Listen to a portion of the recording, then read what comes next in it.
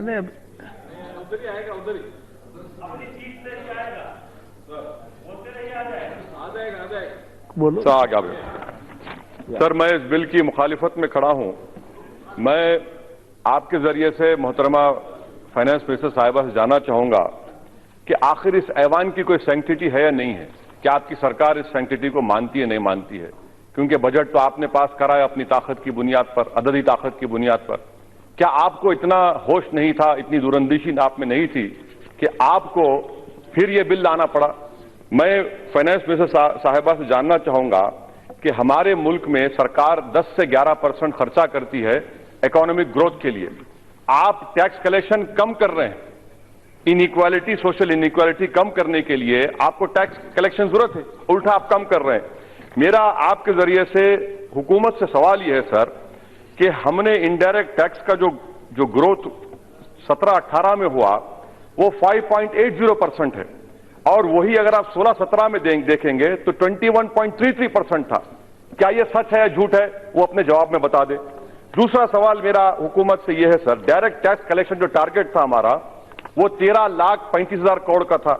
अब तक इस साल में हमने सिर्फ 5.5 लाख करोड़ रुपए हासिल किया। अब आपके पास तो कोई जादू की छड़ी तो नहीं है कि 6 महीने में आप 7,85,000 करोड़ हासिल कर पाएंगे। क्या आपके ने कौन सी जादू की छड़ी है, बताइए। क्या आप सबके सरों पर बंदूक लगाकर बोलेंगे दे पैसा 7,25,000 करोड़ 6 महीने में? तीसरा सवाल मेरा हुकूमत से यह है कि बात सच नहीं है कि पिछले 3 महीने में जीएसटी कलेक्शन 1 लाख करोड़ नहीं हुआ है? और क्यों आपकी सरकार स्टेट्स को कॉन्स्टिट्यूशनली मैंडेटेड है कंपनसेशन देने के लिए, क्यों कंपनसेशन नहीं दे रहे? अगर मैं झूठ बोल रहा हूं तो आप स्टेट्स को कंपनसेशन क्यों नहीं दे रहे?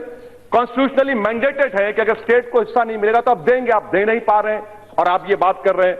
चौथा सवाल हुकूमत का मेरे आपके जरिए से है कि क्या यह सच नहीं है कि कोर सेक्टर प्रोडक्शन सितंबर का बताता है कि -5.2% हो गया। 14 साल में sir core sector production minus में जा चुका है। यह सच है नहीं? जवाब दीजिए। क्या यह बात सच नहीं है सर कि बैंक क्रेडिट जो है 23 महीने का यानी 8.7% सितंबर 2019 में आ गया, जबकि अगस्त 2019 में 10.26% था। अच्छे दिन आ गए क्या सर? सर, मेरा छठा सवाल हुकूमत से है, बात सच नहीं है कि कॉम्प्ट्रोलर जनरल ने कहा कि ग्रॉस सेंट्रल टैक्सेस जो है अप्रैल सितंबर 2019 में सिर्फ 1.5% ग्रो है और अप्रैल सितंबर पिछले साल में 8.6% ग्रो हुए थे। बताइए क्या ये लॉस ग्रोथ नहीं है 2009 और 10 के? मेरा 7वां सवाल हुकूमत से यह है कि क्या आईआईपी डिक्लाइन नहीं हुआ सर 0.4% जुलाई सितंबर में क्वार्टर में? This is the lowest level under 2011-12 base series. Automobile sector के बारे में जो बोलना है सर, सारी दुनिया जानती है कि शार्प कॉन्ट्रैक्शन आया है -23.3% का। रिटेल इन्फ्लेशन सर, आप देखिए रिटेल इन्फ्लेशन इंक्रीज टू 4.6 पर अक्टूबर 2019। This is 5th straight month of increase from 4% September 2019. Why is it? It is because of your incompetence in rising price of vegetable prices, sir. Inflation in vegetable price increased to 19-month high of 15.4% in 2019 from 6.9 in August 2019. What are you doing? For God's sake, it is you are with 300 odd MPs, you are not able to control it. From 6.9 in August, it increased to 15.4%, sir. Inflation in onions, which rose to 66.4% from 6.4% same period, and as a result, consumer food price-based inflation increased to 21-month high of 5.1% in September 2019 from 3% in August 2019, sir. From 3% in August 2019, it has increased to 5.1%. What consumer food price? And you talk about Aam Aadmi.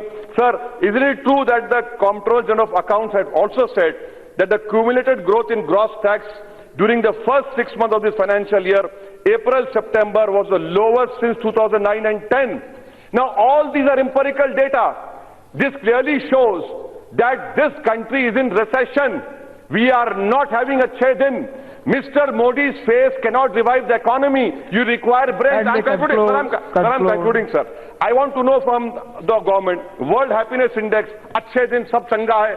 Happiness Index, the World Bank says that India has dropped to 133, 140.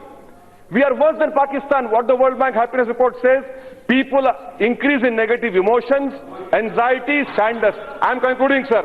I want to say, I'm charging this government by saying that they are obsessed with corporates, they are in love with Sensex, and they hate common people, and that is why they are in love with electoral bonds, sir. That is the tragedy of this country and this government. Thank you, sir. Sri K. Subramaniam. Subramanian.